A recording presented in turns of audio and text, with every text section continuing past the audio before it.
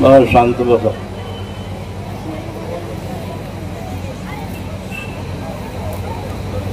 छत्रपती शिवाजी महाराज, परमपूज्य डॉक्टर बाबासाहेब आंबेडकर, वंदनीय महात्माजी ज्योतिबाजी फुले, वंदनीय आदरणीय अब्दुल कलामजी आझाद आणि प्रामुख्यानं आपल्या या कार्यक्रमाला उपस्थित असलेल्या आपल्या विभागाचे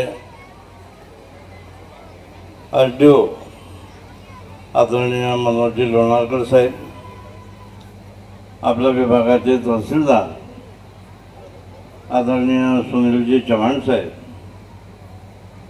आपल्या नगर परिषदेचे ज्यांनी कामामध्ये उच्चांक काढला ते आदरणीय नरेंद्रजी बेंबरे साहेब, आदरणीय प्रशासन अधिकारी खतीब साहेब, आदरणीय माजी नगराध्यक्ष हरिनारायणजी माकुळे साहेब, आमचे भारतीय जनता पार्टीचे संयोजक आदरणीय उमेशजी पवार साहेब, आमचे माजी अध्यक्ष आदरणीय राजेशजी रावणकर, आदरणीय शहर अध्यक्ष हरीशजी टावरी, आमचे उपाध्यक्ष आदरणीय योगेशजी नाथे, आदरणीय गोपालजी मोहोळ, तालुकाध्यक्ष ग्रामीण, आदरणीय आमचे पत्रकार आणि माजी नगरसेवक आदरणीय मंगेशजी लोणकर आणि उपस्थित असलेले बाकीचे सर्व नगरसेवक मंडळी, शिक्षक आणि शिक्षिका, विद्यार्थी आणि विद्यार्थिनी, आज 1 मे दिवस आहे आणि या दिवसावर आपल्या शिवनं वेगवेगळे पारितोषिक देऊन त्यांना अति उत्साहित केलं विद्यार्थ्यांना. मला असं वाटते आता जवळपास मला इथे 10 वर्ष झाली, 11वं वर्ष सुरू आहे. पण नगर परिषदेच्या इतिहासात विद्यार्थ्यांच्या संदर्भात एवढा उत्साह अधिकाऱ्यांनी कधी बाळगला नाही. आदरणीय नरेंद्रजी आले त्यावेळेसपासून जो मी उत्साह पाहतो तो अतिशय द्विगुणित आहे. शिक्षक शिक्षिका यांचं जरी महत्व असलं तरी विद्यार्थ्यांचंही महत्व आहे. विद्यार्थी हुशार असल्या आपल्या शिक्षणामध्ये धारदार असल्या तर त्यांना बक्षिसात पात्र होतात आणि त्या दृष्टीनं त्यांचा उत्साह विद्यार्थ्यांचा वाढायला पाहिजे. या दृष्टीनं 50,000चं बक्षीस 1,00,000 रुपयापर्यंत आदरणीय नरेंद्र साहेबांनी नेलेलं आहे. शिक्षकांनी त्यांचं कौतुक करायला पाहिजे. पण टाळ्या वाजायची आखोटमध्ये पद्धतच नाही आहे आणि त्या बाबतीत ते कसर करतात, बाकीच्या बाबतीत पुढे असतात आणि त्या दृष्टीनं काम करणाऱ्याचा निरुत्साह होता. टाळ्यामध्ये तो पावर आहे की टाळ्या वाजवल्या म्हणजे समोरच्या पाहुण्यांना आनंद होते आणि पाहुणा हा आपल्यावर प्रसन्न होते. आज 50,000चे 1,00,000 रुपये केले आणि 1,00,000चे 1,50,000 होऊ शकतात भविष्यात. अशा दृष्टीनं स्वागत करणं हे अतिथीचं आपलं काम आहे आणि त्या दृष्टीनं आपली एक संस्कृती आहे की टाळ्यांच्या रूपानं आपण प्रत्येकाचं स्वागत करत असतो आणि त्याला आनंदित करत असतो. आज जवळपास 10 वर्ष झाली आपल्याला शिक्षणाचा ग्रोथ आपला चांगला आहे. शिक्षकांचाही उत्साह शिकवण्याच्या संदर्भात चांगल्या पद्धतीनं वाढला आहे. आमच्या लेडीज शिक्षिका आहेत त्यांचाही म्हणजे 1,00,000 रुपयापर्यंत ते बक्षीस घेऊ शकतात म्हणजे त्यांनी शाळेमध्ये मन घातलं आणि चांगले विद्यार्थी तयार करण्याचं काम हे आपण शिक्षक वर्गाने केलेलं आहे. मग लेडीज असो जेंट्स असो तो कोणताही भाग असो, आणि अकोट शहर हे फार मोठं आहे. आज नगरपालिकेमध्ये खूप आपले सर्वसाधारण परिस्थितीचे आपण लोक आहे आणि सर्व नगर परिषदेमध्ये चांगल्या पद्धतीनं शिक्षण घेतात. आपण म्हणतो काही ग्रह आहे तो मोठ्या लोकांचा आहे की नगर परिषदची शाळा म्हणजे काहीतरी बुचका आहे आणि त्या दृष्टीनं तिथं शिक्षणाचा दर्जा हा चांगला राहत नाही असा एक भ्रम आहे. पण अकोटमध्ये आल्यावर तो भ्रम जरूर दूर झाल्याशिवाय राहणार नाही. चांगल्या पद्धतीच्या शाळा हे आपल्या अकोट शहरात आहे आणि त्या दृष्टीनं शिक्षक लोक आपल्या विद्यार्थ्यांवर चांगल्या पद्धतीनं काम करतात. आज आपलं शहर हे विकासाकडे जाऊन राहिलं आणि त्या दृष्टीनं आज हे विद्यार्थी आहे, उद्या हे भविष्यातले नागरिक होणार आहेत आणि मग याच्यातूनच नगरसेवक, याच्यातूनच नगराध्यक्ष, याच्यातूनच आमदार, याच्यातूनच खासदार, म्हणजे हा सारा क्रमांक असा वाढत जाते. म्हणून हे जे नवीन पिढी आहे, नवीन पिढीला आपण प्राधान्य दिलं पाहिजे आणि त्या दृष्टीनं हे देणं झालं नाही. ठरवलं होतं की शाळा आपल्या नगराची अविकसित आहे, त्याचे ग्राउंड अविकसित आहेत आणि त्या दृष्टीनं तुमचे कधी प्रस्ताव आले तर आपण ते विकसित करण्याचे प्रयत्न करू आणि शाळेचा चांगल्या पद्धतीचं सहकार्य करू. मग तिथं पेवर ब्लॉकची अडचण असो, आपलं मैदान स्वच्छ करण्याच्या संदर्भात काय करता येईल ते शिवसाहेबांचा प्रस्ताव घेऊन आपण ते भविष्य काळात करण्याचा प्रयत्न करू. एवढंच आजच्या प्रसंगी आश्वासन देतो आणि पुन्हा विद्यार्थ्यांचं ज्यांनी बक्षीस घेतलं त्यांचं स्वागत करतो, ज्यांनी घेतलं नाही त्यांचंही करतो आणि शिक्षकांनाही धन्यवाद देतो, शिक्षकांनाही धन्यवाद देतो.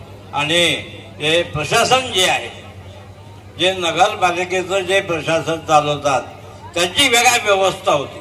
मी इथं आलो त्यावेळेस तीन टपरीच्या याच्यात पूर्ण स्टाफ हा तिथं बसत होता आणि त्या तीन टपरीच्या याच्यात काम करत होता.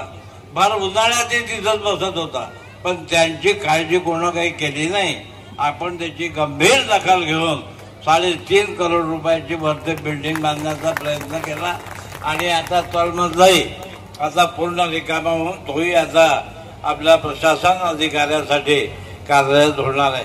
म्हणजे चांगल्या पद्धतीची ही नगर परिषदची बिल्डिंग आणि प्रशासन व्यवस्था हे आपली आज अकोट शहरामध्ये सुधारून राहिली. त्या दृष्टीनं आपली तहसील आहे, तहसील आपली ह्या इकडे होती, तिथं जाता येत नव्हतं, तिथं बसायला जागा नव्हती, झाडाखाली बसायला लागत होतं.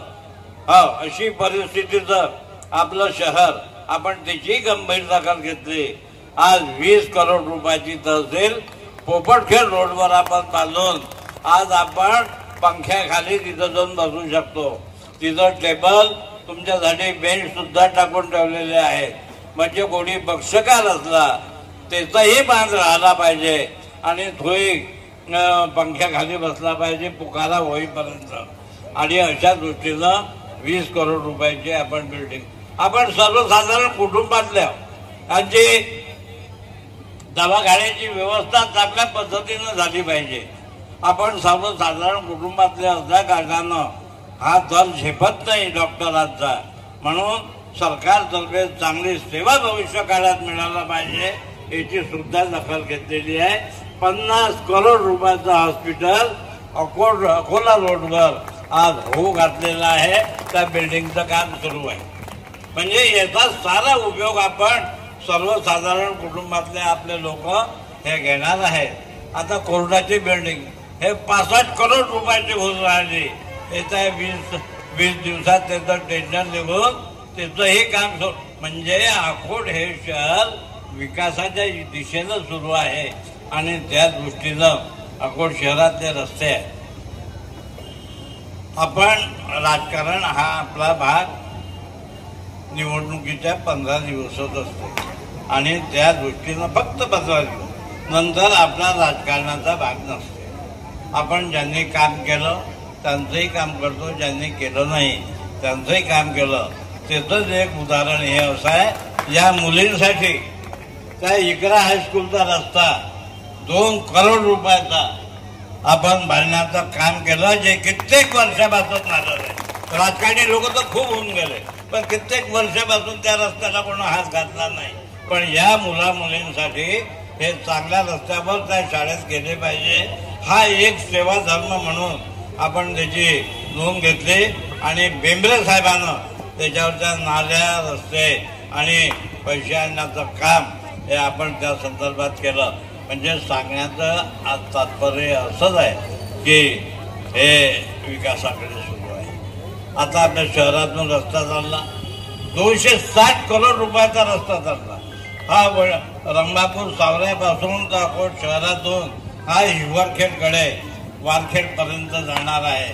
आणि 40 फूट रुंद काँक्रीटचा रस्ता, म्हणजे आपल्या शहराला अजून दर्जेदार स्टेटस येणार आहे. आणि चांगल्या शहराचे आपण नागरिक आहोत, चांगल्या शहराचे आपण मतदार आहोत, चांगल्या शहराचे आपण विद्यार्थी आहोत. अशा पद्धतीनं तसंही आपलं शहर अकोल्यानंतर 2 नंबरचं आहे. आणि त्या दृष्टीनं आपण कुठच्याही गोष्टीचं राजकारण न करता हे सर्व जे सामाजिक कामं सर्वांच्या उपयोगाचे असतात ते करण्याचं काम आपण हे भविष्यातही करणार आहे. अजून मला जनतेनं 5 वर्ष दिले, 5 वर्षपर्यंत हे सामाजिक याचा उपयोग घेऊन आपण सरकारतर्फे जास्तीत जास्त पैसे या शहरासाठी आणले पाहिजे. अशा दृष्टीनं आपला हा सर्व मनोदय आहे. शाळेला प्रथम प्राधान्य आपण देणार आहे. शाळेला प्रथम प्राधान्य, ते उर्दू असो ते मराठी असो, याच्यात कोणताही त्याच्या पद्धतीचा भेदभाव हे प्रशासन करत नसतंय, पण राजकारणी लोक करत असतात. पण त्याच्यातून मी सुद्धा तसा राजकारणी नाही आहे. आणि सारखा लाभ आपण मराठी शाळा असो उर्दू शाळा असो त्या संदर्भात चांगला सुसज्ज साध्या सोयीनिशी, तिथं पिण्याच्या पाण्याच्या व्यवस्थेनिशी, तिथं खेळाच्या मैदानानिशी, तिथं स्वच्छतागृह करण्याच्या दृष्टीनं जे काय तिथं आवश्यक असेल ते करण्याचा आपण भविष्यात प्रयत्न करू. तुमचेही मग टीचर असो, आमच्या लेडीज टीचर असो, त्यांचीही सुझाव हे यायला पाहिजे. तुमची माझी भेट जरी होत नसली तरी आपले शिवो हे नगर परिषदमध्ये कार्यक्षम आहे. त्यांच्याकडेही प्रस्ताव आला तर पर्यायानं माझ्याकडे तो येतेच.